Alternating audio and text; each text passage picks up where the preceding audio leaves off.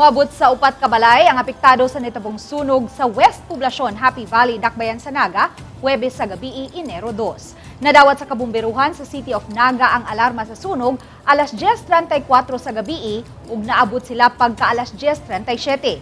Hinuon pagka alas 10:55 na under control na ang sunog ug hingpit nga na far out pagka alas 10:58. Padayon ang investigasyon sa Naga City Fire Station kung unsay hinungdan sa maong sunog.